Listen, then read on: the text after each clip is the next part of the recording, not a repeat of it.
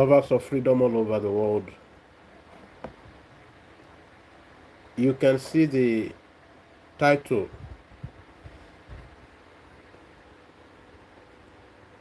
So this is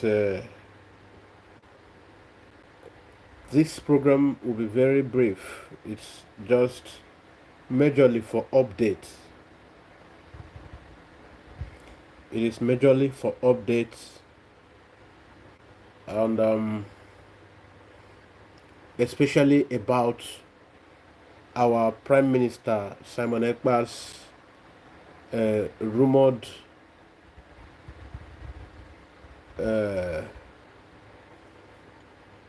attempt to be by the Finnish government to be renditioned to back home.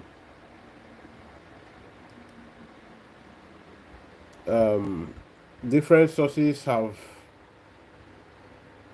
held different views about this development, and we have come here to make clarifications.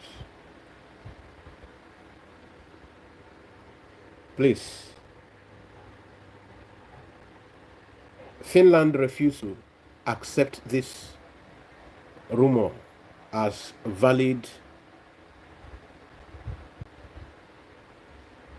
Finland refused to accept it as valid.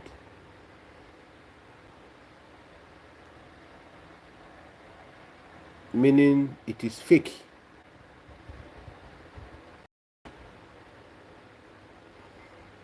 So please, for those people, some people chatted me privately, and some those who did it to mock some of us who have held that such thing will never happen.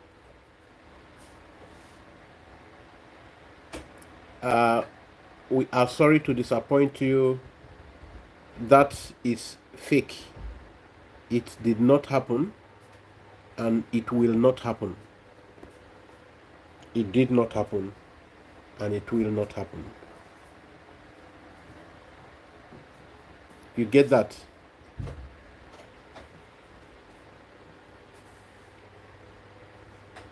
Master Simon Ekpa, his case is coming up. His court sitting will be in the month of June. Next month. After next month. So, for some of you who are jubilating, that is absolute fake news. For those our Cameroonian brothers and sisters who were crying because some of them love our leader, our PM, more than our Biafran brothers and sisters, they are very much concerned. They love his actions. They love him so seriously. Some of them who chatted me earlier on, they were seriously, the thing it really got them shivering because they don't want to hear such news. But it's unfortunate that our own people, the Biafran people, a few people were jubilating. Those of them from the DOS fold, they were jubilating. And some people you even think you did autopilot with, they are jubilating. They were jubilating. Of course, some of them are still jubilating because they wish it is true. But it will remain in their dream world. Simon Ekpa's court sitting will be next month. It will be after next month, the month of June. So for those who are panicking, Simon Ekpa will not be extradited. For now, no matter what it is. I greet you, Messi. One name, Messi. How are you doing today? I hope you are fine. So that got me. Oh, Emmanuel, ndewo, ndewo. Ogadero nina nama. That I was wondering the way some Cameroon people were showing compassion, how they were the Ambazonians. Let me stop calling them Cameroon. They were turning up. Mama mia, what are we hearing? I told them I need to verify. I I tried searching from Finnish sources. I typed in English. I would translate and look around from Finnish uh, news headlines, but all searches proved nothing of such. So it is just like some of us. I will tell you categorically that the person that spreaded this news is a Biafran. Yes. Some people who also made their way into social media relevance, especially on YouTube. Some of our brothers, I know, I don't want to begin to call names. The way they posted it on their pages, it will tell you that they are here just to make money. It is just content creation. They will just bring it as they got it from the source and leave it bare like that without any. You will see them. Some of them, they will fold their hands. They will tell you, listen, that is a good breaking news for them. They will have views. But Ambazonian brothers and sisters were calling, crying. It was a news of heartbreak. It was a sad news to them, the way it is to every genuine Biafran. But here, some of us, like some of the or Madam Itawo, some of them are not, like in Ghana or Bini. Some of these people, the Biafran agitation is just a medium to grow page. It's just the easiest way to grow your page. So the person that came up with this news, of course, he got a serious traffic. Although there were other ulterior motives, the intention is to demoralize, to floor your morale, to pour cold ice block on your heart so that your heart will get cold towards this restoration mission. But why are we like this? When I saw some people commenting, even in the streets of Biafra land, you see some people who work for politicians, the way they were taking it as a thing of joy. I engaged some people like I have always done. Hey, Simon, Emeka, Sibunatia, bring him back. So he will see Shege. They bring him home, let them bring him. Now you people told us that this Simon is working for Tinubu. Last time you said he was working for Buhari. The other one said he was working for Peter, but the other one said he was working for Hope Uzodimma. Generally, he is working for or against the Biafran struggle and working for Nigerian states and politicians and all politicians. Then, this bring him back. Who then is bringing him back? This same Nigerian government and politicians? Then he will see Shege. See Shege from who? From this same Nigerian politicians. But you say that it was these politicians that were using him, that he was working for. Some of you are more wicked than Satan himself. some of our Biafran people are more wicked than Satan himself. Since this destruction, since this terror from the terrorists in our land, some of you that want the head of Simon, what have you done? What have these your politicians done? Should I begin to show you videos? People are... What is there any solution in sight? The only man that has the determination to contain these terrorists that are taking all over our land, coming and unleashing terror every now and then. What have you and your politicians done? Don't you know we are having increased number of IDP camps in every part of Biafran land today? IDP camp, internally displaced persons camp. People are getting displaced communities. People are running. There are communities that no human being have existed. Just because you benefit the crumb, you just eat from the crumb that fell off the table of these politicians. Just because the peanut is coming from politicians to you, then the rest, the populace can go to hell. Why this wickedness? No wonder that you'll be seeing off sort of hypothesis by the Western Europe. Some of you who are acquainted with some of these hypotheses, like a Hamatic hypothesis, they tell you Ham is black. Black is associated with evil and everything bad.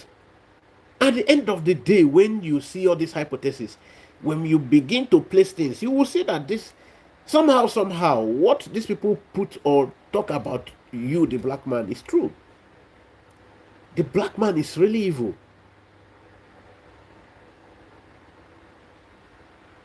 Check Hamatic hypothesis. The very child of Abraham, or as in, is it Jacob? Sorry, okay, from Noah. Ham, the one that has bad skin, the one they gave the bad skin, because we don't know if it was really so or if it was just one. So, but they just try to paint a picture of one being of bad, black skin, and because of that, had everything negative traits. So, and this is it. I was beginning to juxtapose between what is happening in our land, what happened to Mazen Nnamdi Kanu, the betrayal that Ojukwu got. From where? From Biafran land. When we talk about this Biafran land, yes, Frank Opigo did what he did, but greater of the betrayal came from Igbo land. Ojukwu's own Newi brother, stole the money that was made for bringing a military hardware.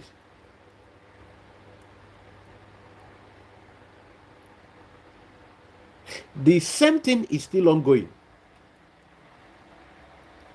Who betrayed P2B in the election that all of us did not support him? We did not support him because even him, P2B himself, is evil-hearted, so parochial, so selfish, very selfish human being. But that is not even what we are talking about. He was betrayed by an Igbo man, by Igbo men. Who betrayed this Anambra man that came 1983 to contest for president, Alex Ekweme? I think that's Alex Ekweme. Yes, Igbo man who betrayed. The list of betrayal in Africa generally, black man. All the people that have made effort to be betrayed by black people. When Mama Gaddafi was to liberate Africans, he was betrayed by black people, by his own brothers. Yes. Check everything that we keep betraying ourselves. Nnamdi Kanu betrayed by his own people. Today, Simon Ekpa betrayed by some people who were even in his government. Betrayal continues. As we speak, Thomas Sankara, what happened to Thomas Sankara? That is what they want to happen to Ibrahim Traore today again. What is happening in Burkina Faso? His own bosom childhood friend betrayed him, Ibrahim Traore. But God being so faithful, 19th attempt, foisted. God foisted it. You must be determined. The person that this his friend was still used to betray the people that wanted to use him to betray Burkina Faso. As we speak, black people from Burkina Faso are being led by American and European governments to protest against the Burkina government. People derive joy in the failure of the person that comes to liberate them, in the failure of the person that sacrifices everything, or that sacrificed everything to liberate them, in the pains, in the ordeal of that man that inconveniences himself to see that they have better life. Burkina Faso land, as we speak, is still under threat. They are protesting all over Europe. The Burkina people, very few people. Now, the case now is that it is the same group of people they call Fulani in Burkina. They said the man is not leading well. The man did this. The man should institute a democratic government.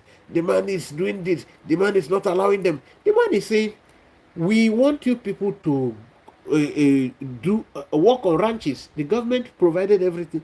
Are you willing to work according to the provisions of the government? There must be ranching.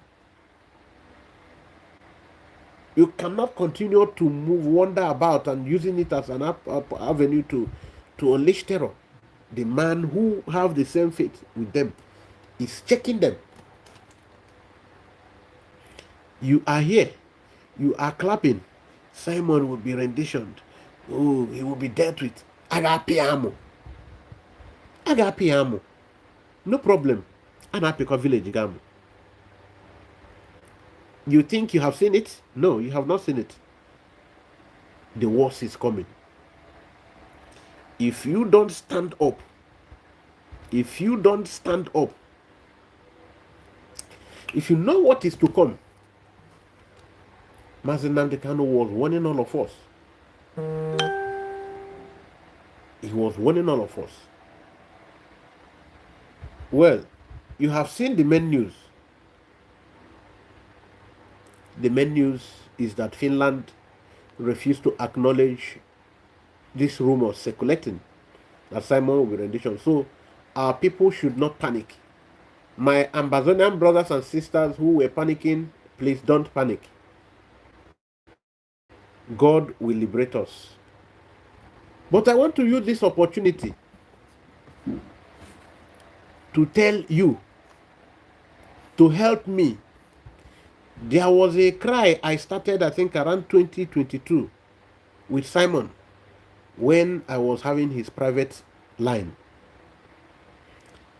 I told him, Nana, Ozo ni na aba all along.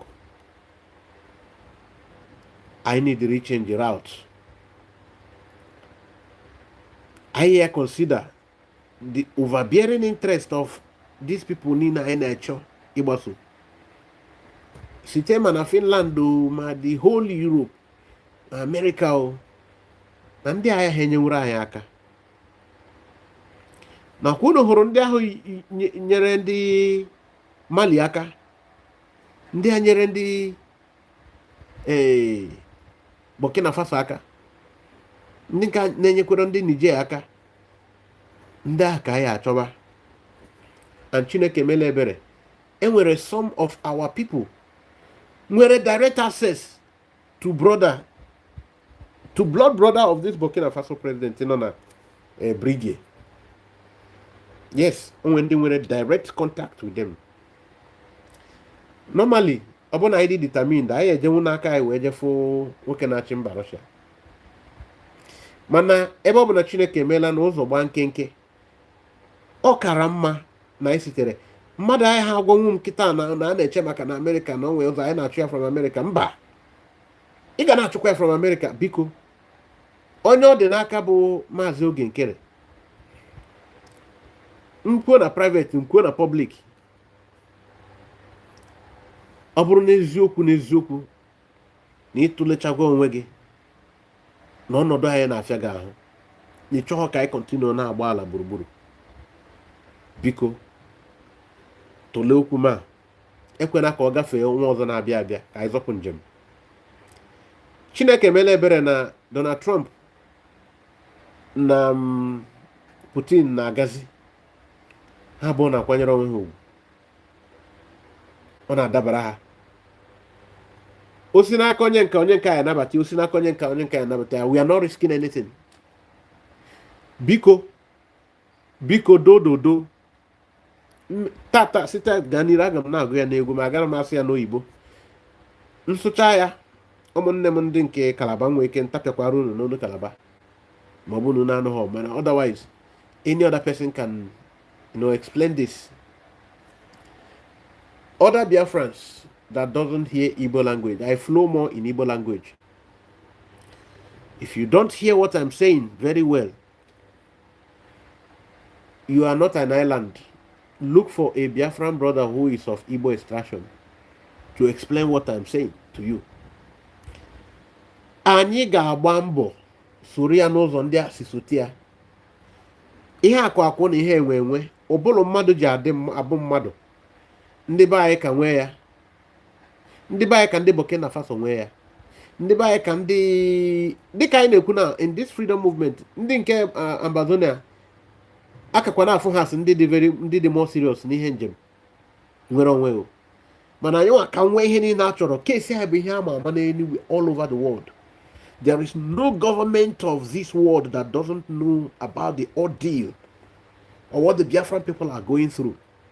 But there is always interest. Yes. In every international relations, there is always interest. And there are also core values. Only core values of every nation that they don't trade. Then, and they work interest and they shift to ground. Ebe bụ na anyị achọọla ihe a, chọọ ya ka amara anyị esi ebe a, chọọ ya esi n'Europe, anyị esi America, anyị esi Europe, anyị esi America. That is Western Europe. Anyị achọtabeghị ya ruo taa. Ihe niile anyị na-afụ mpịawa azụ. As we speak, I want to follow my last update. European Union is moving seriously. Meetings were held in Nigeria, in Ghana, about also every 3 days for the past 2 weeks, they are holding meetings.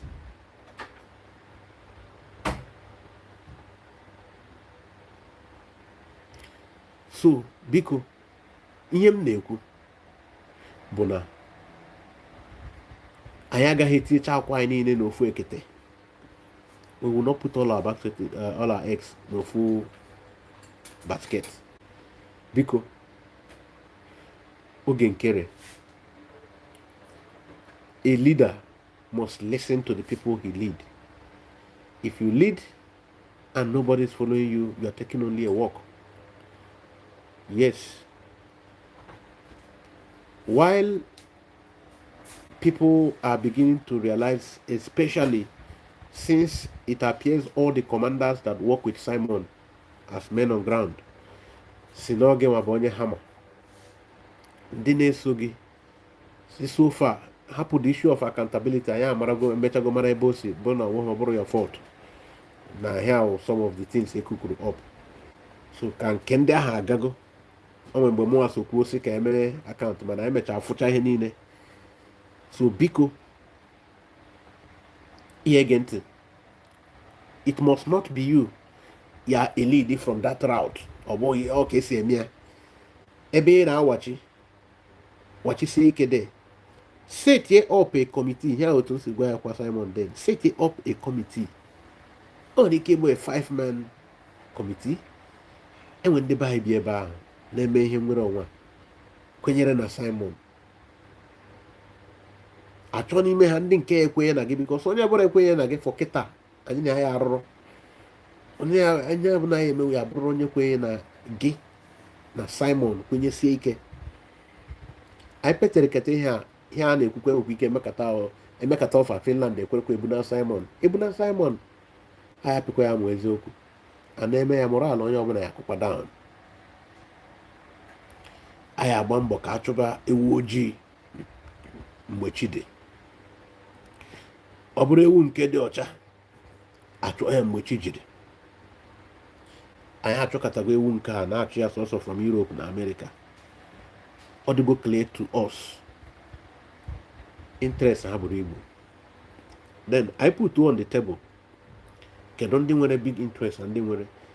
Mba Russia anyị na-ekwu okwu ya ihe anyị nwere ha nwere ya nwekwuo karịkwa anyị. Ihe ha chọrọ bụ na ha si na mba Western Europe na America na-amị ihe Chineke ji gozie mba Afrịka na maka na ha na-ezu ihe ndị a n'oshi ha wee nwee ike nwee nnukwu ike nwee ego karịzịrị ha jizi anụsa ha bụ ndị Russia ọgụ. So na interest nke ha bụ na anyị agba mbọ ka ha bụ ndị Russia kwụsị ha chọọ otu ha si collaborate ya with Africa ka akwụsị ndị a izuru ihe Chineke ji gozie ha nọ n'ana ha na-ezu na America na-ezu na Europe Western Europe. Na ihe bụ ihe ha eme ka akwụsị ndị a akwụsị ha na ha asọsọ ihe bụ interest nke ha. Ọ dị ka mgbe onye Igbo baba Igbo a na-akpọ Wike mgbe ya na Peter Obi na-eme ndị mmadụ asị Wike bụ onye ogbu mmadụ ome nke o bitere Peter Obi bitere. O kwofu ihe Wike nọ na-ekwu mgbe ahụ maka anyị nwa bụ ndị na-akwụ n'ụzọ eziokwu anyị achọghị Peter Obi from beginning. Anyị ma ihe anyị na ya gara mgbe anyị nọ na Mazop anyị ma ya asị selfish person. O nwere ihe Wike mere anyị anọkwa na-eso Wike too because ọ dị too selfish too. Onye Wike mekwanụ Wike si Peter Obi na ọ dị willing to work with you even o mechasị na ọ enye gị anything you need ma ihe ọbụla ihe eme na Port Harcourt ihe ọbụla ihe eme he will assist you. Mana na interest ya bụ na ọ chọrọ ka ekwụsị ike. Ọ chọrọ emebedebodo ije ebe a echi achịjapa ebe a na ọ chọrọ onye dị serious na ihe ọ na-agbanarị bụ sọsọ ka Atiku hapụ ibe ebe ahụ because na Atiku ga ebe ahụ that means na ọ ebido chọwa ndị telo ya akwatara ya akwa nga because na ihe ọzọ na-echi ahụ prison. Ọ gwara Peter Obi gwasie ya ike na the end of the day ọfụ na Peter Obi ka na-emeghe ka akpọ ezigbo mmadụ na-emedebedebe. Ọ sị ya na ihe gbasara ihe ndọrọ ndọrọ ọchịchị mba Naịjirịa na ọ bụkwa ihe ndị ezi omume nọọ ihe a bụ imecha ka ndị nke ọzọ gaba kọtụ na ọ ka esi eme ya na okwu ezigbo ihe ahụ ị chọrọ ime nwere ike mechakwa eme ya mana ha okwu ndị politiks o wee bụrụ okwu bụrụ inu. Kịta anyị na-ekwu okwu ihe gbasara nnwere onwe anyị. O nwere ihe ndị mba Russia chọrọ ka akwụpụ ndị a ọnụ n'ala mmanụ Afrịka ihe akụ na ihe enwe nwaanyị. Kịta na mba Amerịka na-asị na Burkina Faso na o tinyere ego na vault na ego gold o kwesịrị itinye aka jiri ya na-eme nka aka na-anụ ya dịka Rumours. Anyị na-asị onwe mgbe anyị nọkọtara ogo African country nọkọta gwa Amerịka ebe ha etinye aka wee were ego ma ebe ha ya esi na ihe. The young man Ibrahim Traore otu ọ na-agba mbọ ọ nidiri nkwado ana ọ nidiri onwe ihe na-enye courage. Ọ chọrọ ka ọ fụkwuo more people from Africa who want to be free really. on that burning desire, call from up that same spirit of Thomas Sankara is so innate in him. Ọ chọrọ ka ọ fụ ndị kwadotere inwere onwe ha na mba Afrịka. Ọ na-achọsi ike. Anyị nwere population, anyị nwere the intellectual strength, the mental, anyị nwere the natural resources as well. Ha nwee nwekwudi. Mana look at where they are. That is why sometimes anyị na-asị, hey, ndị Fulani a ndị Igbo nwoke aboki dị ka gị aboki. Anyị na-akpọ ha aboki, ha na-aka ya ama ihe. Ọ chọwa ịbịa kidnap ụmụnna anyị, ọ bịa achọrọ gị record with them, abịa kidnap nwanne gị na ransom. Ihe a ji ego ngwa agha, gị ka anyị anata ego ha ejigo ngwa agha eji bịa gbagbuo gị. Are you listening to me? Ngewa na ụmụnne ka agha na-ego ejigwo ngwa agha wee gbagbuo gị. Onwe ihe ndị onyonyo nwere ike emechagosi unu ma oge kwado m. Abịa n'ọhịa gị, ijugo onwe gị na onwe ihe emekata gị na otu anyị nọ dịka mmadụ afọ onye Igbo. Ị bịa mmụọ chie gị ụzọ, amara m ụdị mmụọ nwere ike ichi gị ụzọ a, ị na Katsina, bịa na ọnụọfịa na Katsina. Isi na ị bịara ka ị kidnap onye na-eme ọfụma na-akpata ego na Katsina, ka ị nata ya ego. Ma mmụọ chie gị ụzọ ijiri egbe wee banye n'ọfịa na be ha na Katsina. Afọ maka na ha elesigo anya na ịdị nzuzu. Ha elesigo anya na baptizim anem gị bụ iberibe. Ha elesigo anya na ụbụrụ atụrụ ka ya mma. That is why they will come to tell you, how do you even begin to negotiate with a Fulani man in Katsina, in Sokoto?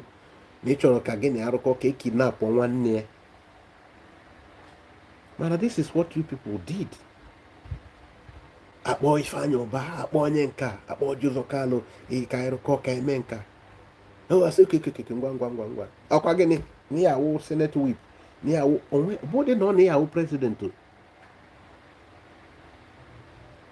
Ya ka a na-agwa gị that no mmadụ Chineke kere fụrụ ihe niile Burkina Faso na-alụ ji aka gaa nabata si ndị America na the other European countries ha nwere the alliance nata ego.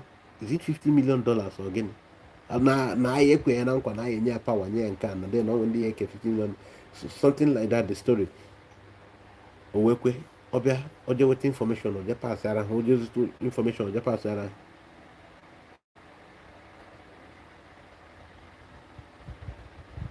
My brothers and sisters, anyị na-enene ihe ndị a na-asị ndị a na ụmụnna anyị nwa na-ada asị ndị Fulani a na-akpọ aboki.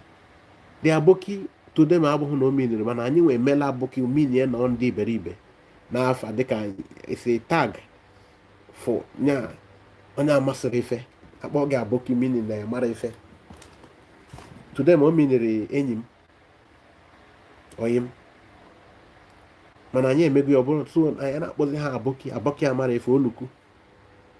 Mana ọ bụrụ na anyị nwa bụ dị oluku kịta ihe niile si dị from ihe dị very evident bụ na anyị nwa bụ ndị bụ oluku.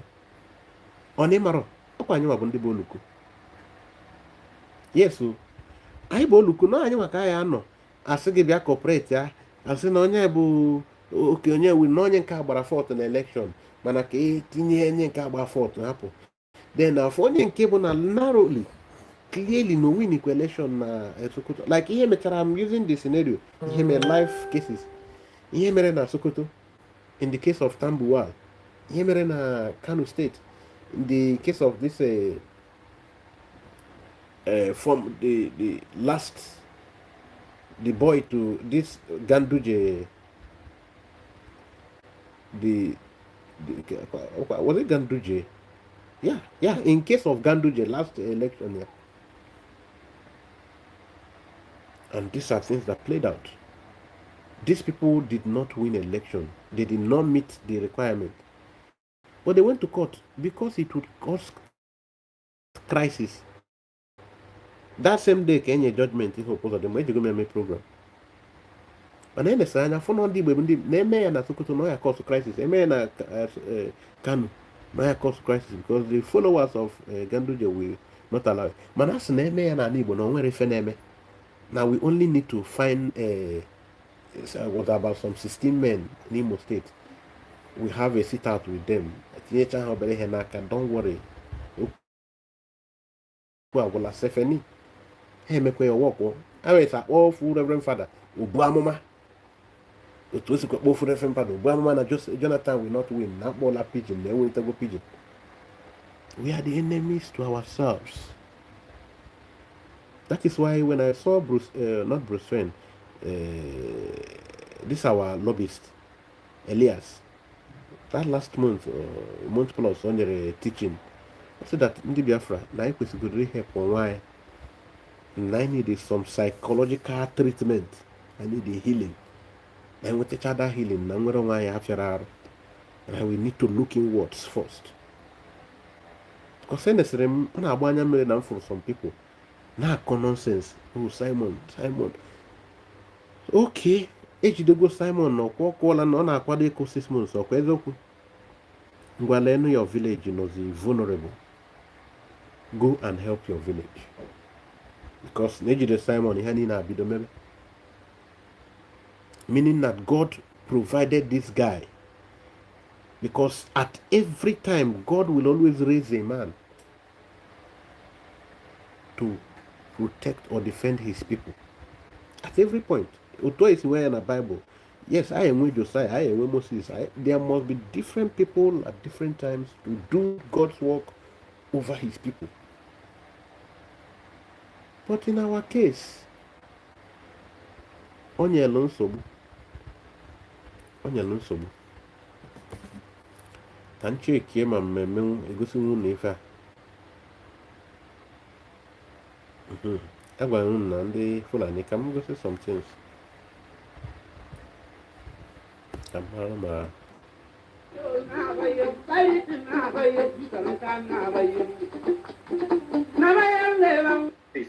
doesn't matter where you are as a melanated person, whether you are in the Caribbean, whether you are in Australia, the Aboriginals, whether you are of Africa by petitioning and to do that. A lot of people haven't done that yet. Do it. Is it because we are talking about the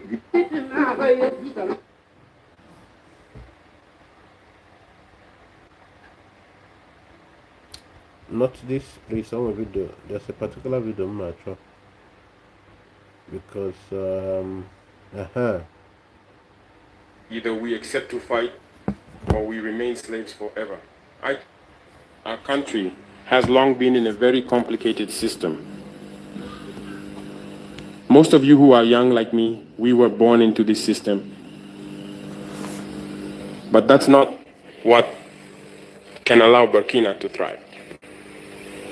Because in this situation, there are only two cases. Either we accept to fight or we remain slaves forever. I told you once, there are those who are slaves in their minds. They can only serve their master. And those people try every time to manipulate you. You must advise each other. Because every situation can be exploited by these enemies of the nation to try to discourage you, to demotivate you. So you must advise each other and not pay attention to certain remarks, even on some media. Not everyone is obliged to be patriotic. You are the first patriots. You have decided to defend the homeland. There is nothing better than that. Those who want to support you, let them support you. Those who want to discourage you through writings, you must close your ears and move forward. As for those, we will fight them here.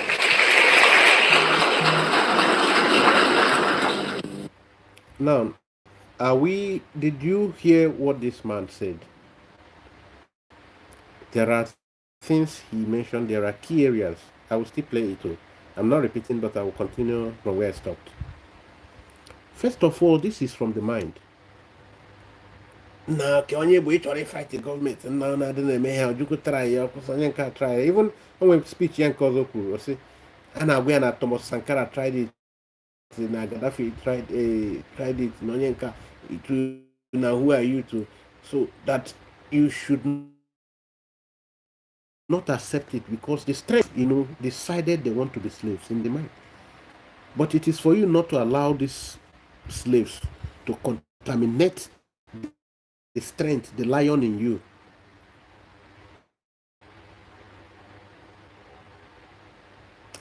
Now, we must fight them. It is either we decide to fight or we live with it forever. You heard that?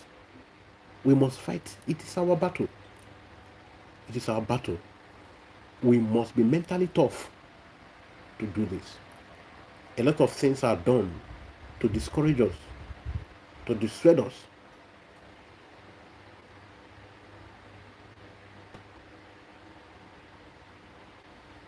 Yes, my brother, our people love money. Now that money we get. In Nigeria, are we the richest?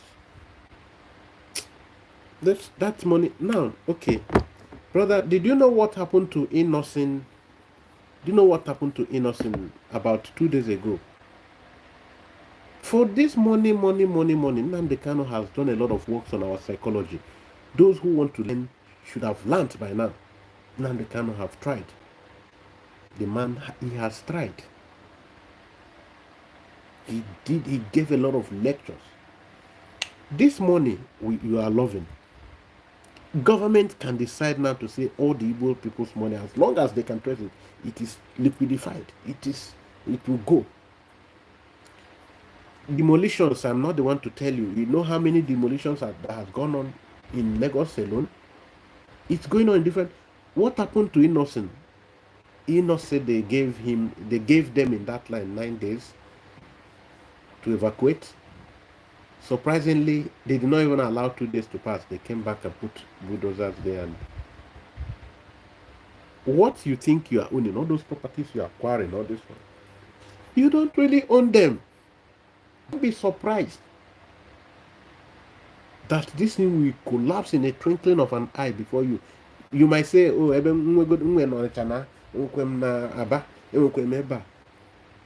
brother, these people are crazy. You might wake up today and see the one in Aba is gone. You wake up next, you see the one in Owerri is gone. When in Delta is... All those things. Azota and Azobute. As we speak, the Enugu International Airport, the supposed Enugu Airport, I think they said they are, leasing it out for is it 80 years? 80 years. Oh. So for a century almost. That is what Festus Kayamo said he is up to now. Whereas the other places they did something like that, it was 20 years. So 20 plus 20, like the two places they did it, 20 plus 20 count 40. So extra 40 again, given to only one. The only one that looks like one in the whole of Southeast. The money you think, the property you are gathering, the money you are gathering, no be you still get them. Anything you have here now, that is why it is good. Kazotane, Azobute. Oh, hey, Igbo love themselves. God, Iborono, Akorono. Government, it takes only one policy of the government to affect all those Akorono and Iborono. You will do nothing. You can do nothing. And all those people who were encouraging your Akorono, even some of them might even turn to blame you. The only safe haven, the only safety you have right now is Chotanke, Kaizotankai. That is the truth. That is the truth.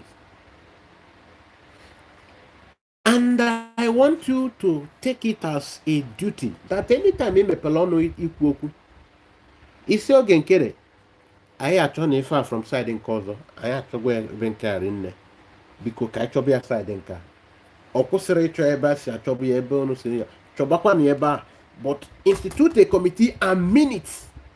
It's not about a memory films is something here nwere wait mba minute give more energy to it than nke a na-eme side a maka na ọ tego emebe side a anyị afụgo within 2020 till today anyị afụgo efemerụ na mba Afrịka ebe ni anyị nidere ka anyị sobe anyị afụgo efefame onwe efefamenwu na only them go one stand with you a na-eme efe na-afụ n'anya anyị asịrọ gị UN sịkwa UN asịrọ UN nọ ya kwụsịa n'elu kwụsịa na UN nke a UN nke kwuo nke a Naịjirịa hapụ Nnamdị Kanụ mee nke a EU kwuo ekwụsịa n'elu ọda n'aja o nwere efefe anyị eme nya ka m ji sị na unu niile onye ọbụla kụnibe n'ụla ka anyị tibe na mkpu a nna ọ ga ya achọgwa ya saịdị a nne ọ dịgwa ya achọgwa ebe ọ dị mma ka achọkwuo ebe a institute a committee and minutes fund it. I need the movement. I need it, and that is the only way. Otu o si afụ kịta na egbu oge nnukwu ife emebie na mmadụ ya aba na Biafra a na-ekwu ọ bụrụ mgbe mmadụ niile nwụsị ma ife me nji eti mkpu a etibere m ya mgbe PM nọ etibere m ya tinye na some of our leaders in the struggle too. That is the thing we must do. Ọ bụrụkwa nke eji eme politics. Anyị afụta nwoke ma na Moscow na ịchọ anyị eji nwaka anyị fụ ma anyị chefu ya anyị dị serious anyị eji nwefu ya mana Chineke emego na ụzọ agbago nso anyị esiriri ebe a onye ọbụla ya ekwechiri ọga na anyị esi ebe a our men on ground na-anwụzi enough ndị edivide go ka esi eme fundraising. Nwanne anyị nwaanyị bụ Ngozi emegbu ife ka o si mee onye ọbụla afụgo ya men on ground ekwuoli openly na nwekwe ka o si support ife a na-eme nwaanyị si n'iwu na ha ya aba ndị a sị na ha afụgo ebe ọ na-aga na mmụọ ha na ya agakọrọ na ebe ọ na-aga and ọ dịkwuo clear. So ife anyị na-ekwu na wee bụrụ Simon sị na anyị needed more funding to ihe a na-eme maka egbe na ebe niile mana anyị atọrọ na that level forever. I need to step up the game. About every day, I make fundraising. So I need to take up a stronger step. Can happen na go for alcohol. You need na men na Ghana America na me. If you need na gamble, I want to get sure. Thank you, my brother. Lekon. I want to get sure. Feni na gamble ọ dịkwa ka ya oyikwara ọ dịkwa ka IMF Trump emekwa nna ndị a nwere overbearing interest ndị a nwere overbearing interest a na-akọ anyị John Joroko Tinubu amịa mmanụ ekweghị ike eme nke ekweghị ike were ego dị na mmanụ ya were bute egbe eji gbaa gị kedu ha lọ nkwu na-echọ ka ihe nke a meruo kedu na mgbe unu ya emekata betekatara ihe a na-ebete Rida na-asụ Igbo onye nke akọ m ọnụ nke onye ọnụ onye nke abụọ abụgoro onye nke abụ ife a na-akọ na ọnụ ka anyị ga na-akọzi. We must step up the game. Achọrọ ya m si onye ọbụla ya emenwere ife anyị ahapụzie ife a bụ ife anyị emerịrị ụmụnna anyị na-anwụ ọ bụrụ na ụnụ si na ụnụ ya emenwe ife unu abịa na ebe a abịa n'aka unu ka unu fụ ka o si adị ị na-agbadata na-abịa soro gbakene nya bụ egbe ọ bụrụ ihe aka ya eme na atụtakwara $15,000 how many months atụtakwara for how many months mana ife eji alụ ọlụ a na-enidi nnukwu ego unu idere international alliances nya bụ eziokwu ka orugbo mgbe anyị ekwube ya ka ekwube na eziokwu a ka ọ dị ka ọ ya adị anyị na-agba egwusi a ndị mmadụ ga na-anwe enwe mgbe anyị erukwudo onwekwa onye eme ọkwefe ụtọ na-aba asa eme rekrut ndị na-achọ ndị amị a na-achọ ndị amị ndị ya join na amị Naijiria ndị Igbo ya join onye ọbụla na-agba isi n'isi because ndị mmadụ afụgo na ọ dị ka eji ndị be anyị achụ aja eburu eje bunye ndị Boko Haram na Bama village ma na Sambisa or anywhere around that side jere ejeburu ndị otu aka na-ekposasị ndị be anyị. Ịmakwa na how stupid ọ dị na ndị na-akpa aboki gummi shek gummi si na ife a na-aba kpọta ndị amị men Simon atụtụrụ gbachapụ na enidizidi ka gọọmenti na-eme abọda na si kpọta ndị Igbo chọrọ ha ego ka chọrọ ndị be anyị ego na ife anyị esetụli ya ndị Igbo gbaba ndị Igbo ibe because everything is targeted at reducing the youthful population. Fa na-emekwa na wọk onye nke pụta osuo Igbo jee weta weso onye ọbụla bute egbe self defense ekwukata bute egbe anakata asa a na-emezi kereven na-ehepụ the needies a na-emezi charity a na-emezi na-arụ nnọkọta nnọọ ifere onwe ma na-emede m si kedu ife a na-akọdebe a na-agụ ọnụ mmiri agụrụ ọnụ mmiri siside agụrụ ọnụ mmiri n'ọdụ westụ ka anyị emezi nke nya ndị Israel na-afọ because ịgụsịa Bible sị gị na afụrụ trumpet garịa 7 times mgbidi Jericho daa na westụrụ ka ịchọziri ka e wee mezie nke ikpeazụ a enwere ike next time agotekwu trumpet. Ọ bụrụ ife a ka anyị ga na-emenụ biko na mmadụ na-anwụ ife anyị mekata ya Pita katara ebu na Simon ọkwa na ume ka eji afọ ọkụ ebu na Simon ejepịba ya amụ gwanụ m onye ọzọ ya bịa imekwunu ka anya ka Simon si kazie n'anya ọkwa sị na ọ na-aba na-enene ka esi ahịji ugo onu ọ na-amụrụkwa ihe maka na ihe a na-ahị otu esi ahịji onu a okwu ike echi ọ bụrụ tọn ya.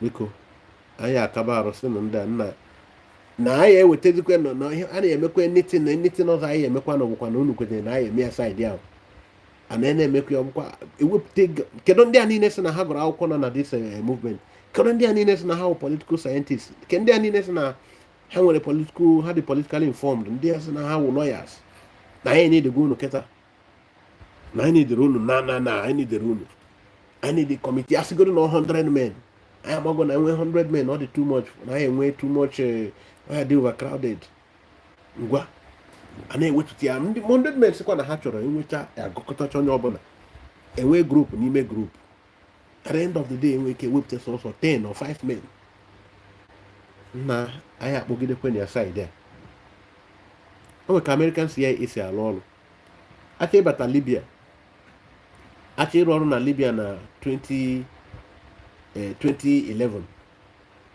anyị ebu ụzọ wetawe mmadụ na 2000 the year 2000 n'isi anyị ebido batawagodo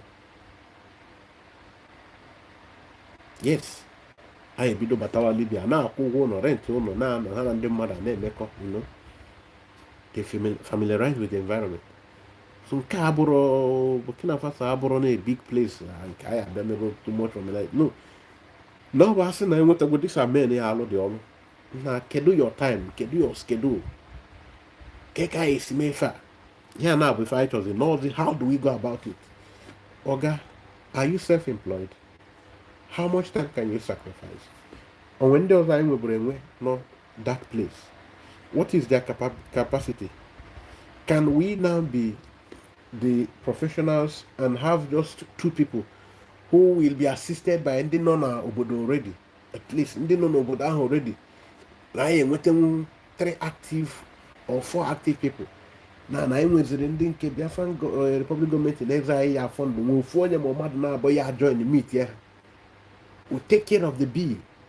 Ndị nke anyị abụdị nya real stock, politically real stock, fine brand emit ya ndị a na Boki eru Boki enwere ndị nke na-anụ French ndị be anyị nọ na Boki arụ ebe ahụ initiate government talks to government in exile. Nwoke chọrọ ndị ya help, ọ chọrọ support, anyị eje ebe ahụ anyị na-akpali ya anyị akali ya si nna ife nwa ka anyị chọbalụ kemgbe mana na ofu onye ndị a na-akpọ big brother na Afrịka anyị ekwere ka m bụrụ n'ụwa sef na ọ bụrụ na unu enyere aka mee ha na nke unu na-emekwa sef ka nọkwa in a very big threat mana unu succeed nwụọ n'aka obodo zoo a n'ọnya bụ na unu ebrek bụ ọ ya afịazi arụ ndị ọcha nwa bekee ịbịa nweta unu ọzọ na unu nweta nwaanyị anyị soro nwere onwe anyị na unu finally unu enwere mmanụ. Nnamdị Kanụ nna anyị ukwu si na onwe mba ndị Afrịka ga na-enye ihe ụfọdụ mmanụ otu a ndị a nwetara ego teknọlọji anyị ebido share ewe teknọlọji with them ebe nke ha madebere anyị amara godo and anyị nwaanyị too very faster. We continue on expanding on our alliances. Ihe ndị a na-atụ egwu before ha mara anyị anọrọgo. Onwe ihe ha na mere ihe Mali mere mgbe Mali ji chụpụ France ha kpọtara Russian troops batagodo so before anyị amara ya ndị abatago ba na ihe Russia enweghị only special deal Russia chọrọ ihe ha chọrọ na Nigeria nọgoro within our side already. Nna ọkwa na ife a na onye dị ndụ ya enwe ha ngwanụ bịa na onye dị ndụ na-enwe bịanụ n'ụlọ nọrọ ebe a France ma Amerịka ndị anyị achọrọ ịnọ anyị achọrọ ya ha nọ bịanụ ihe a ka anyị chọrọ ana ihe a ka anyị eme ọkwụ na anụfụ ntu a m sikwu ya ntu a kunu ya agba mbọ ka anyị so chụọ ya maka na akụkọ mba abịala aja mbele bịa aja mbele akọrọ ya 1967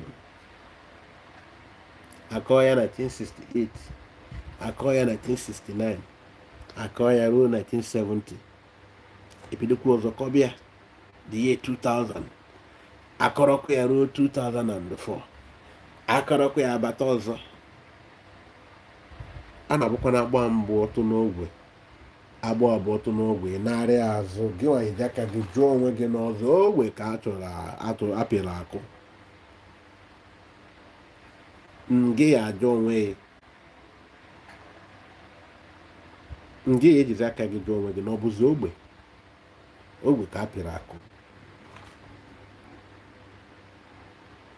Anyị atọ na ị na-eme ofu ife anyị ama ntọnata na ị na-eme ofu ife interest ndị a unu na-eme anya nna interest fabụl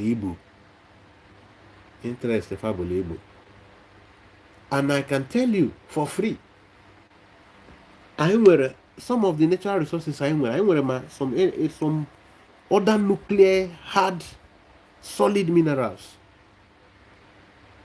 Some solid minerals dey good for nuclear powers anyị nwechara na bai ife anyị nwere bụ igbo yes so ka a na-eme nke a na ọ nwekwa ife ndị ọzọ anyị ka ya emekwere yes ka a na-eche n'iru ka anyị eche n'azụ unu mana matakwa amata na onwe ife movement Simon na-achọbụ enwere reconciliation committee ekreti nke a ha mechara dissolve ndị nke nọkịta ndị ngozi vasi na ha dissolve which is na ha na akọlọnọrọ then onwe another committee a chọrọ iweta from escaped from that one a chọrọ ka ha jee mee like some places na Urhobo some part of Biafra ndị ka na-efe isi gabuga ihe ha na-achọ ọsọsọ recognition onwe some of ụmụnne ha bụ ndị si na ha kasị ibe ha gụọ akwụkwọ fa na-achọ ka recognize ahụ a na-enwekwa kọmitii ga na-eneba anya n'ife ndị a onwe nke agha si yes bịa ka ikwu n'ụfọdụ onwe dịka onwe otu Chukwu si kpọlite anyị ime mgbasa ozi nke tata ụmụnna anyị ndị nke ọzọ Tompolova nyanwa particularly nya bụ mmadụ bụ ezigbo mmadụ Tompolo yes o ezigbo mmadụ mana onye fụsịrị ka anyị si nọrọ ka anyị si emebe ihe anyị na-emebu before ịkọ ọnụ na betrayal adị ọ fịara arụ onye nwe ebe o si eritebe ife ịrapụ nke ọ na-eme bịa soro ya bụ eziokwu ka m na-agwa ya yes nọkọta aka ọnụ onye nke asị na-ebu onye mba mmiri ife a na-emekwe mbụ unu nke a na unu betrayals nna ịghara asị onye na-akpọ nwanne ya o nweta ife mma nkwukwude ọzọ onye si na nwanne ya ị na-asụ na o kwesịrị na ọ na-aza afọ Igbo wee na-ekwu ife ọzọ onye a nekọta anya onesi anya ọfụ ebe isi na Simon bụ onye Abakaliki na onye Anambra kwesịrị na-achịkọ ihe Biafra ọ nọrọ na-ene anya na ya wee kenyegode ebe a na-akpọ mba mmiri na ofere mmiri isi na Simon bụgodo onye nwa bụgodo onye ekenye na South East bụ onye Igbo na-azakwa afọ Igbo ị na-akwụgwu na nyanwa abụrụ onye kwesịrị ịbụ na onye Anambra kwesịrị ịchị na ọnwa Abakaliki ife anyị na-eme ọnwa anyị bukwere ibu ka anyị na-ekwukwe na ụmụ eziokwu a na anyị nidiri idosizi onwe lot of things anyị edozibe ohere kadịrị anyị idozi ife ndị a niile. My brother Chigbo Ekene, good afternoon sir. Eko si adị ọkwa anyị na ya ịnenekwu somebody si gị na ebe ekenyere ya na na-akpọ ebe a bụ Delta na ọwụ mba mmiri isi aka eke ya esi na-azọ Chigozie na-azọ Ekenemchi isi na ịbụrụ onye Igbo ebe ọ na-enene gị isi na Simon nweme bụ onye Abakaliki na bụrụ onye ya na ụmụ Igbo ka ibie. So I need kwere ibe work on our brain so much. Enwere ọrụ buru ibe anyị arụ on ourselves.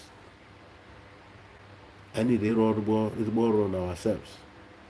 So dịka m na-ekwu ọzọ ka ịbịa na dịka ebe Urobo some other places ndị a na-ere some igodo places. Yes, so ndị a niile nọ na map. Yes, they are Biafrans. Anyị niile bụ Biafra. Na side anyị mụa anyị niile bụ Biafrans. Philip Emegwali onye bụ second in command. Now, some people can nwechara some misgiving, some, if ever feeling or they're always stretched out for them to understand. I agarikwa. Onwe mgbe na Bible, ma na-agwa gị na St. Paul na-agba mecha evangelism side there. Mecha ọ na-agagharị visiting ka ndị kwenyegoro na-ekwenye na-aga n'ihu karịa na ndị ekwebekwa na-ekwe aka na-ekwenyekwa otu. Ndị ekwebero enwetakwa ụmụ ọpụpụ ndị nke kwenyekwuru ka ha na-ekwenyekwu na-aga n'ihu. Nya mere ọsị na-aga na-aga eme visitations. The new converts need kwere continuous feeding. Now enwe ndị kasị ọ bụrụ na ị chetara mbọsị Ngozi na-ekwu ya relationship ya na nwanne gọvanọ Obaseki ebe ahụ ka ọ na-ekwute okwu ndị ọsọ onye ahụ ya were nọmba kpọọ nọmba ndị befaso ihe Biafra na ha na ha kpara ya coordinator side so there was no iota of diplomatic a touch in her because she was supposed to, let's assume that's what actually transpired because I don't know exactly because na ihe struggle here na agwa gị were uche gị gbakọzụ ndị nke ọzọ because na otu o si dizie ka m hapụ ije abịara m here for ịkọ anybody now, but the truth is in that response o nyere ndị a diplomacy anywhere m nọ ịma ife mụ na ụmụnne m na-anọ from this side ebe unu na-akpọ mba Calabar Akwa Ibom onwe ndị nke na-ekwerobe they need aka na alụ ọrụ n'ime ha. Every opportunity is for evangelism, clarifications. Akpasugodi gị onye kwuo nke dị nke ya amakwa na onye ekwuo nnọọ nke o ji bụrụ onukwu no problem. Iwe si iwe kwuo onwe gị gbazie ya onu. Na bụrụ sọsọ onye nwụrụ anwụ ka a na-agbazi onu, a na-akụ ndị dị ndụ onu. Because if I needed iji more caring, soft-heartedness when they approach. Even you put here now, they can be some of these other places. Can they be some people can they FEC gab. Like a mother they can pull of ezigbo mother cover. You need a woman now when you see see from side there. You need the rich also. And the rich is bozo. I got up another level of Ijewem Ebe Moscow Chobia. side nke ọzọ enyi m na-akwu maka ya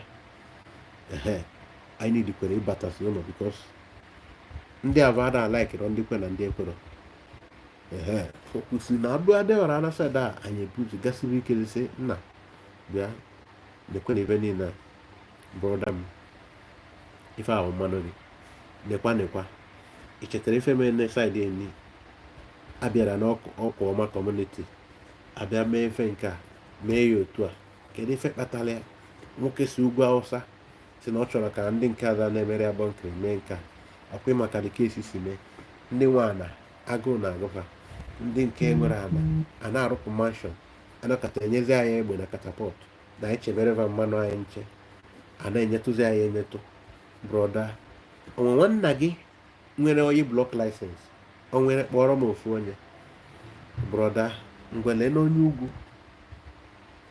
nenu onye nke a nwere 8 oyi blọk laịsensị sọ ya nekwa onye nke a nwere 3 sọsọ ya nekwa nwoke ofe mmanụ o nwere 6 sọsọ ya nekwa onye nke a nwere nekwa nwanna gị chịchagoro mba Naijiria bụ Jonathan o nwerekwa m owu nekwe ino anyị mesịa efe niile a na-ekwu ya o nwere ebe mmadụ ya nọ nwere any option than to listen to you n'ife niile a anyị akọgo onwe anyị ọnụ before anyị disagree igbo anyị appointgo onwe anyị aka wrongly rightly no matter ihe ọbụla megoro in the past ife matara broda n'anya ọ bụrụ na ị na-ene ihe na-eme na nenegodo obodo a na-akpọ Amerịka nenegodo obodo a na-akpọ Saudi Arabia nenegodo obodo a na-akpọ Oman o nwerekwana ife ọzọ ndị nke a kasị eme ọkwa sọsọ obere mmanụ ka ha nwere ana ha nwere mmanụ nke ị nwere bụ ezigbo mmanụ karịa nke ndị a dịka obodo ndị a dị fa adịrọkwa ume adịrọva ume ọrụ adịrọva mana anyị nwa nwere ife ndị a nwe ume ọrụ chekene ka anyị achị onwe anyị anyị chọrọ biko ka anyị nweta onwe anyị ọ bụrụ maka ọchịchị mpaghara saịdị a ịnweta ya enwe regions enwe states enwe it will be a confederal arrangement side gị a gị nwa ga-achịkọ gị na ụmụnne gị at least for a certain age before eme ya open to everybody to a certain number of years gị nwa ya achịkọ ụmụnne gị side ya onye nke a ya achịkọ ndị nọ side a ya achịkọ ha na ụmụnne ha side ya anyị ekerisigo ihe a ka anyị nwee development imenwere ya igwe onye ahụ na o menwere ya gwa ya na ọ bụ ezigbo mmadụ gwa ya na Chineke enyegwu ya the capacity na enwere ike sị chee n'anya na ọ gwọrọ ọgwụ nọ nke a na ọ bụrụ ọgwụ a nọ na Chineke mere ya ka ọ nọ n'ọnọdụ a fọ ịgbanwe ndụ isi a na-enekwe young man a na-akpọ Ibrahim Traore na ọkwa just 36 years old young man ka ọ dị 35 na gị na-enekwa na gị nwa bụzikwa 43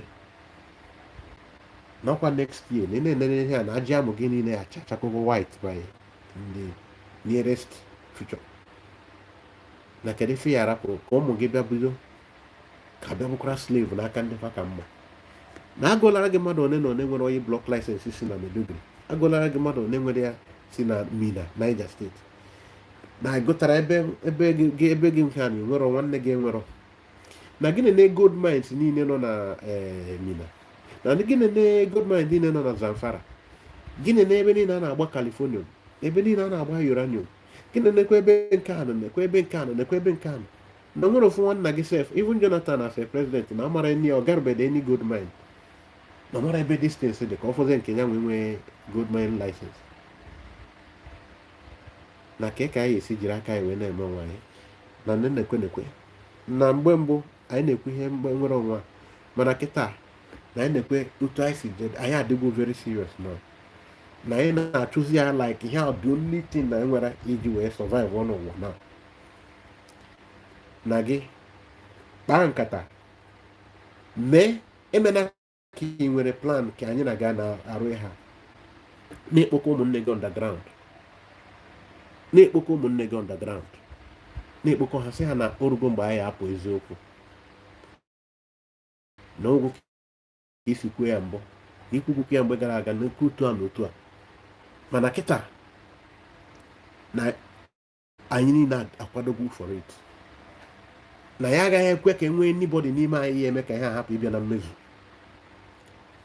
Tompolo anyị nyeziri gị oke n'ọrụ dị otu a gwa anyị mmadụ one nọ na anyị emiti mpaghara saịdị a ndị gị na ha rụbụrụ ịma na anyị gwa ha okwu ha ya ege ntị. Gwa anyị onye si na opobo anyị nwere ike imiti. Gwa anyị onye si na ọkịrịka anyị nwere ike imiti. Gwa anyị onye si na saịdị a n'ịmago krik niile nọ na ngwurube niile a ịmago krik niile kedu ndị anyị nwere ike imiti, kedu ndị ya eji nwa aka gị metie. Gwa anyị ndị otu duton na pat na cross go wrongly anyị kwesịrị ihe ama na ị na-agwa ha ya nụ. Gwa anyị onye ọzọ anyị emiti ya agwa ha ka ha nụ. Gwa anyị langweji anyị eyi isi ọnya. My brother, emecha ihe a nwekwa ife ọzọ anyị na-achọ ọnwụti ndekọ na ya ba dịkọ Fulani anyị etinye isi. Ndị nwaanyị na-achọ ka ha benye aka na-abata ha na-abatazi na soil dị already fertile. Ị na-akọnye ife na ozugbo ị na-afụ na ife na-eto ị na-ewere ihe ubi gị ozugbo. Ọkwa anyị na-aghọtafụ nke anyị na-ekwukwa na-abanye. Ya mere ihe onyonyo a mma ọ ya dị m mma n'unu chọrọ ụzọ gbasaa ya otu esi gbasaa ya ka ndị be anyị niile nụ. Onye kwe nụrụ nwere onye Biafra ọzọ abụrụ Biafra Igbo ịkọwa tapịakwarị ya too esi nnukwu maka na anyị na-edere idizi more serious n'ihe a na-eme. Ịpụta unu fụ na o nwere ka m si abịazi n'ihe a na-eme nke ikpeazụ a. Ejiri m ike abịa my brother Chigbo daalụ. Ume I greet you nwanne m kọsa abịa everyday abịa korona ọ eziokwu na ọ na-abụ nwe ife anya mmiri ya bịa ịfụcha ọ na-ewute gị na ihe niile Simon mere n'otu a ka esi agbasi ya. Mana ọ bụrụ ofu ife ka a ga na-akọ kwa ụbọchị. Biko onye ọbụla oge nke na-ekwu na broda oge nke na awa APM na ọkwa saịdị a ka anyị esozi. Broda ikwutere ji ikwutere ede ekwuru enu ikwuru ana na saịdị a ka anyị esozi. Anyị atara go saịdị a ebe ọ bụrụ ịnọkọta asị na anyị elekshọn otu anyị tụbara elekshọn a zu ekwuru mgbanwe. N'eziokwu na anyị na-agụ egwu ịdịghị agbanwe o na ụzọ positive one ebe ọ gbasara Chineke. Mana nke a bụ na ọ dịghị agbanwe bụ zuru mgbanwe nke ọ dịghị agbanwe dị mma na mgbanwe ya bụ mgbanwe nke ọ na-agbanwe bụ ịka njọ. And ihe niile bụ anyị maka ọ na-emegide. So igbu mmadụ otu esizi egbu mmadụ otu obi ọjọọ ma ndị youth na-enwezi onye na-akpọnwe ihe ọjọọ onye fụ nwanne ya nwoke ya na ya mee ihe ọ nara ya rie nke ya ihe niile abụzie dịka ọnọmatin nwanne pụta ore nwanne ya because of all this obodo adịrọ mma. Anyị nidere inwe obodo ahaziri ahazi.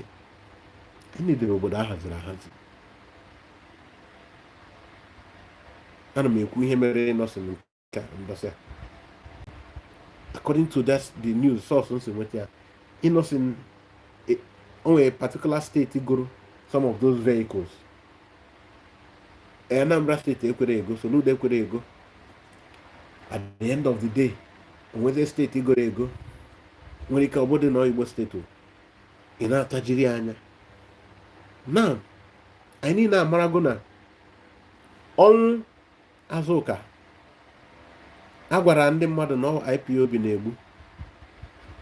na-egbu Biafra under Simon na ọha na-egbu abịa mezie kidnap Reverend Fada Ebube Mmụọ Nsọ nke si Amerịka ka ọ gị otu Chineke si achọ ịbọpa ha ike kidnap ya.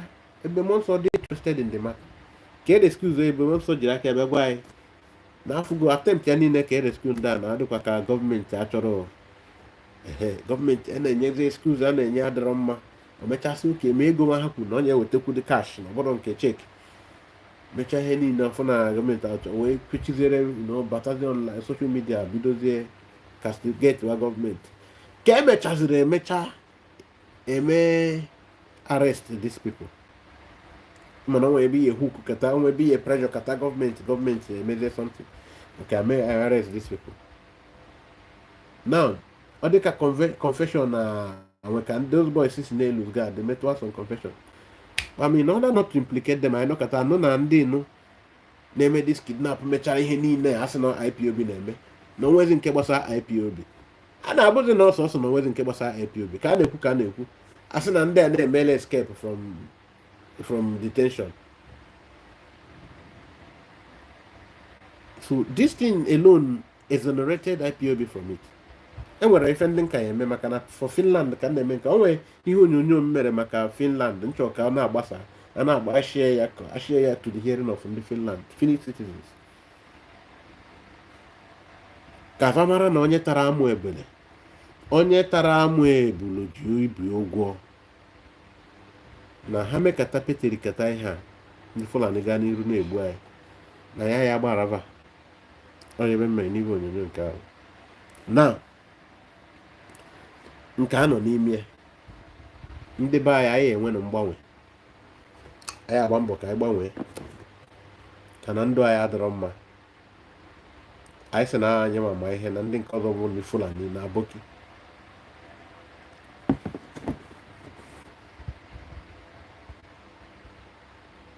them here.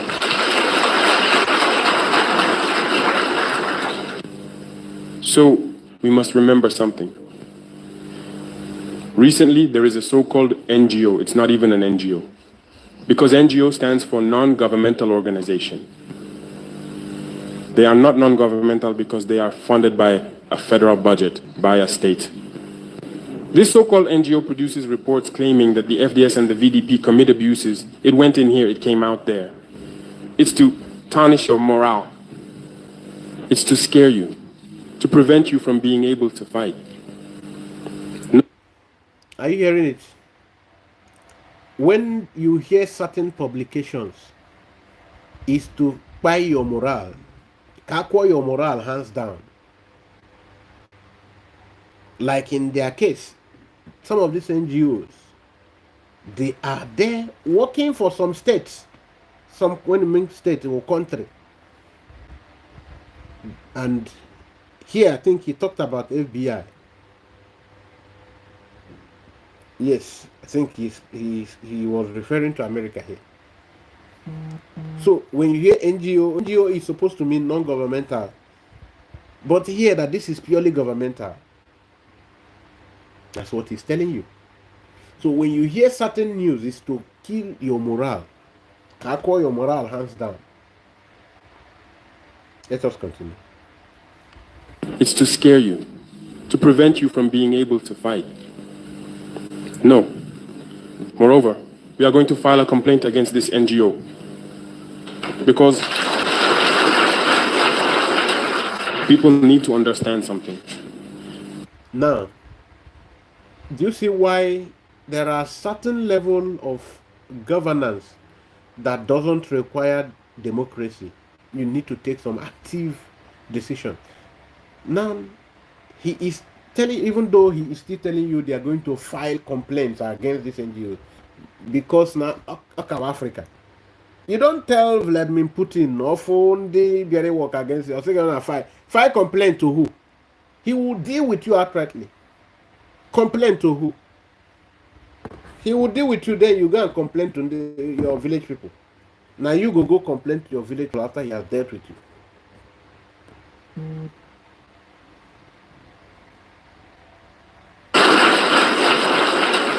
People need to understand something.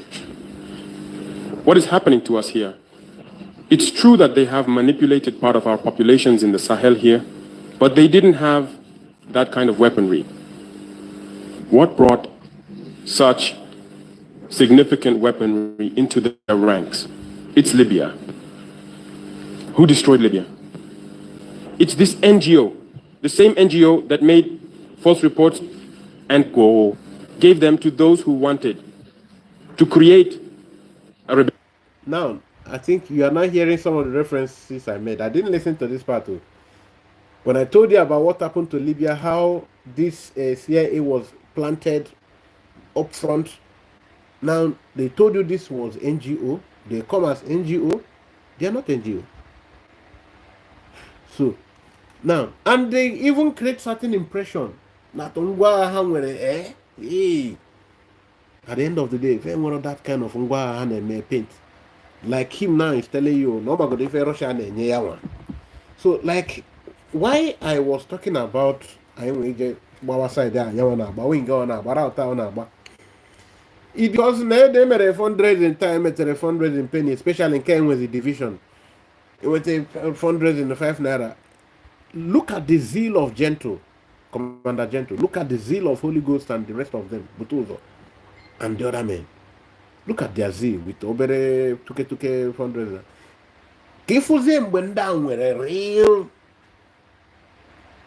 when we're really financial. And then, you put some physical men, there are some boots on ground. Because Gentle, yeah, Banakanambo. Wasn't on your the thing on natural because I make a thing in as much as these governors are still there, my brother, my sister. I want to find out. I want to find out. Like I be the way to be you gym with chicken.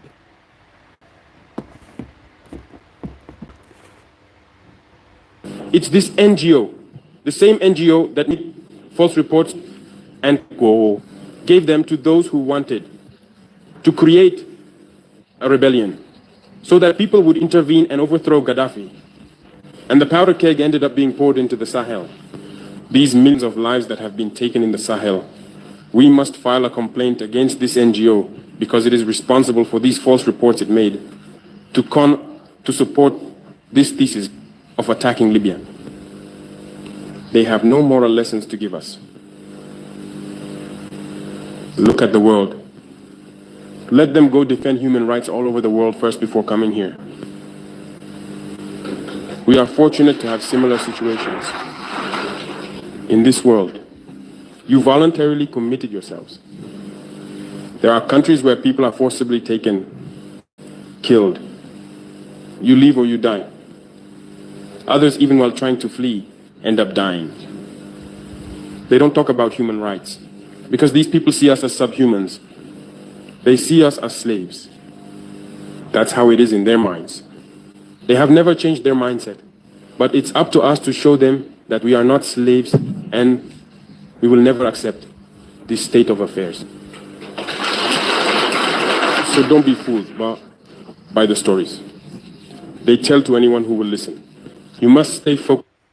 Don't be fooled by the stories. It is only you who are willing to listen to their shit and crap. But for us, don't be fooled. Yes. Focused on your fight. Stay focused. We know what we are doing. And even now, the VTP commander told me that there is a human rights training session underway for group leaders and their deputies. If we make efforts, we know it's for ourselves. We no longer do things to please someone else. We do it for our homeland. And you are committed to that. Defend your homeland. Do not listen to those individuals. They should not affect your morale. In the history of the world, there have been wars. And during the Second World War, people organized themselves to defend all over the place. But there is a country that could not defend itself, which had to come and take our ancestors to go defend them. And today that same country wants to give us lessons.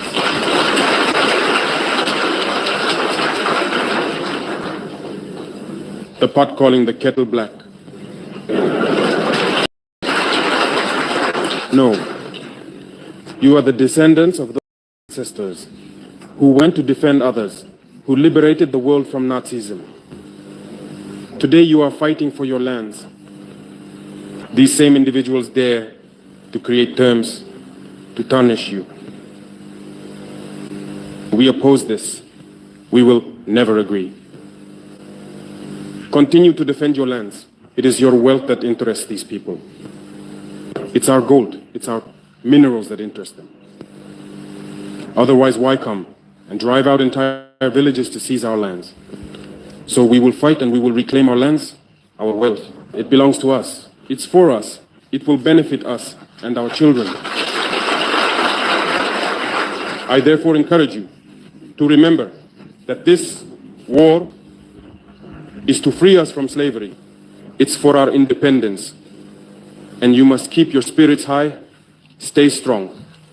Never give in to manipulators, to those individuals who no longer understand the notion of homeland, or to those people who come from outside to try to subdue us through the terms they invented and their organizations they created to enslave us.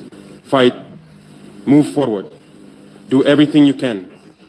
Draw, as I said, from your cultural resources, from what you have been shaped by since the village. Draw from it and wage this war. Stay focused and stay strong. Thank you, brother. Thank you, brother. This is a leader. This is a leader. This is a leader. This man, God will bless him. That's why they kept on attempting to eliminate him.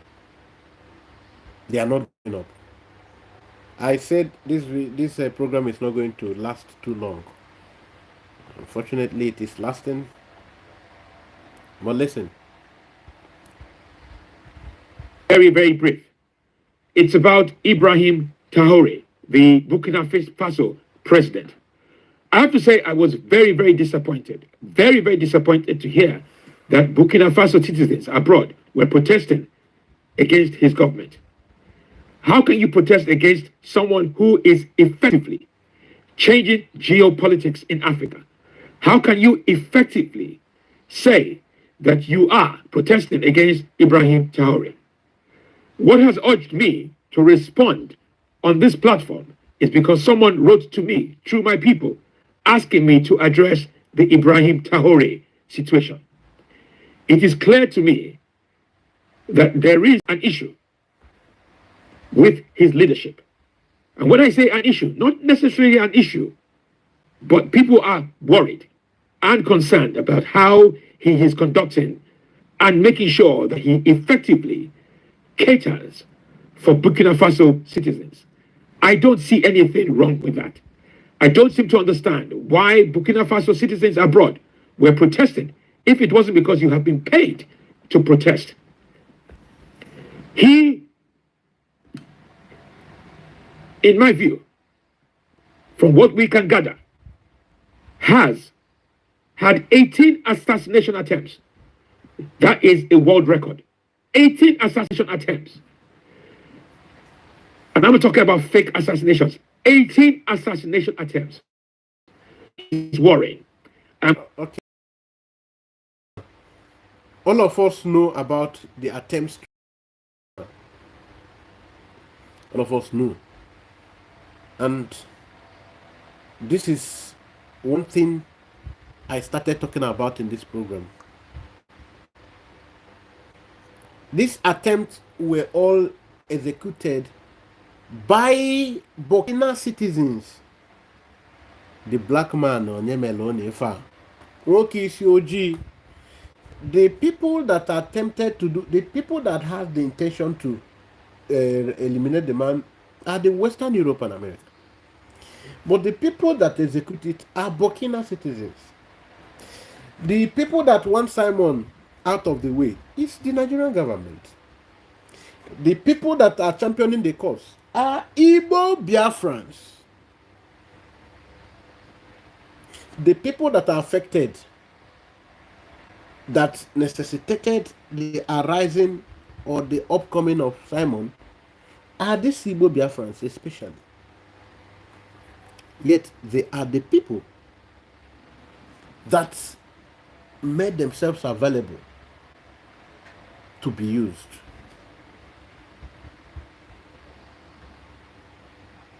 You can see that human being is a terrible animal.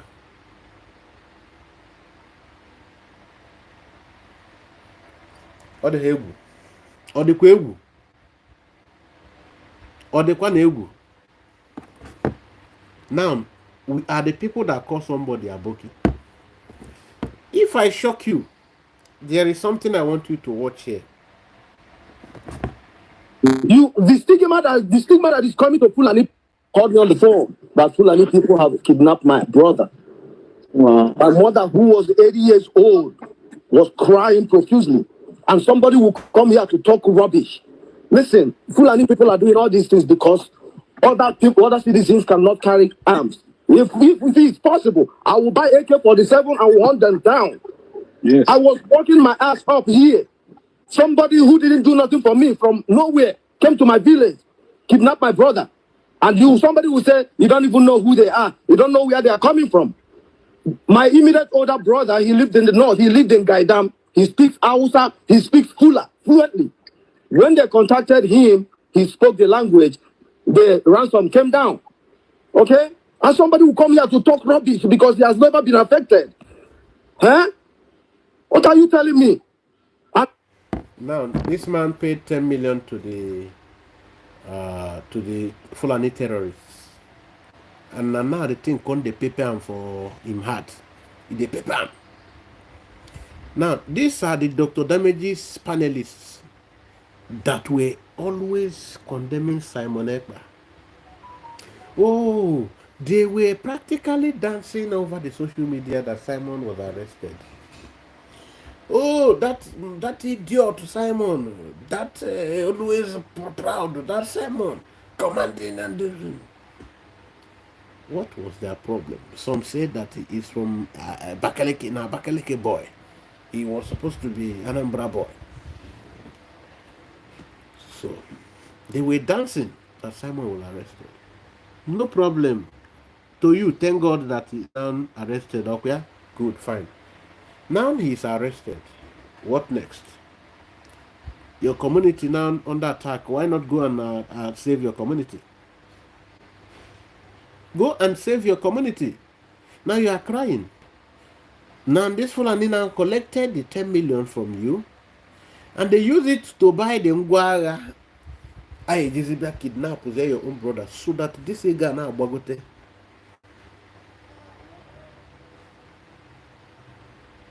You are the cash cow. They take your oil, they stop you from going to farm, they kidnap you, then they even go as far as doing terrible things, raping women in the farmland and everywhere, sharing diseases as well. But you were dancing Simon. The same Simon that was resisting them, you were dancing. Today, some of another set of fools now started dancing. Simon will be extradited. I say, what is giving these people joy?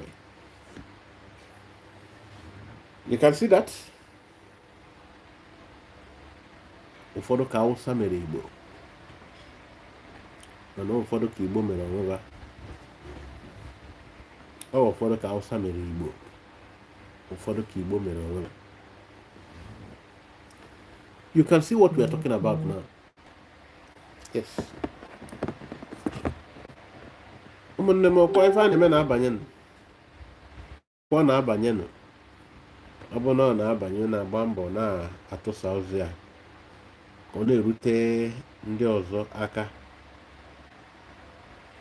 Biko gbaanụ mbọ tụsa ozi ya ka ọ na-erute ndị ọzọ ndị elenebeghị ya. Ọ na-erutekwu ha aka.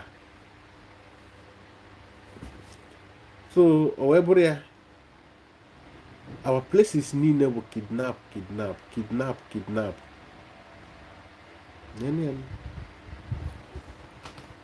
Some of you afugonu nke a, nwoke a. Some of you afugo this man.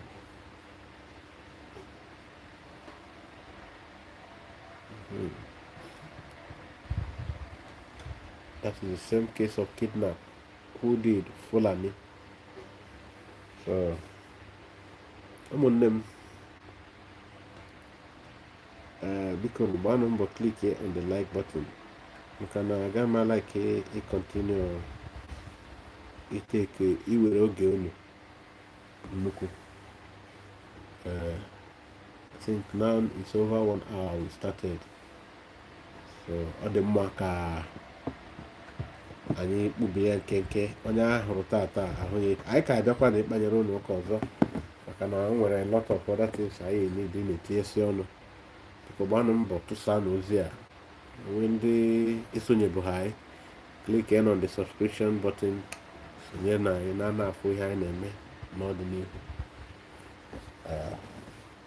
na-agazie n'Igbo kpọrọ ụzọ mụrụ ọzọ